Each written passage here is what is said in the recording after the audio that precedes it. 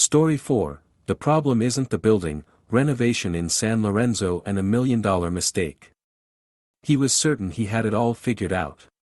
An architect from Northern Europe, with a flawless portfolio, awards stacked up, Excel sheets down to the decimal, and a team that calculated every detail.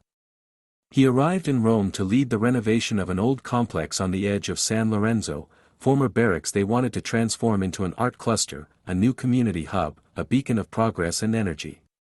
The funding came from the EU, the deadlines were brutal, and the pressure was unrelenting. Trouble started right away. Local activists were upset, neighbors grumbled about the noise, historians protested the demolition of original walls. But the real issue? The project just wasn't coming together. Something about it didn't feel alive.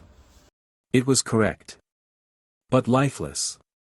Like the building itself was pushing back. One evening, after another round of fruitless debates, he stayed behind at the site, alone. His phone was at 3% battery. In the background, a rusted hangar, shadows from streetlights, graffiti scrawled on the walls. He sat on a crate and pulled out a pencil. Not to work. Just to think. He started sketching, not facades or cross-sections, but people. How they'd walk in. How they'd glance around. How they'd sip coffee by a wall. He drew a boy kicking a ball across the gravel. A woman leaning against a column, waiting for someone. As he drew, it hit him, something simple. He'd been designing a building, but not a life. This place. It was alive. Rough. Unpolished. Real. It didn't need reconstruction. It needed to be listened to. The next day, he scrapped everything. The old renders, the presentation, the model. He brought the curators a stack of his late-night sketches and said, "Let's start here. With the human." At first, they thought he'd lost it.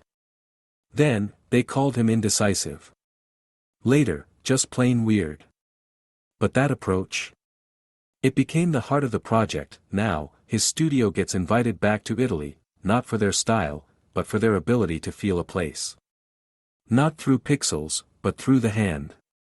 Through a sketch. Through silence. Check out lessons on Italian sketching techniques and quick drawing in the profile and video description. Eduard Kichigin.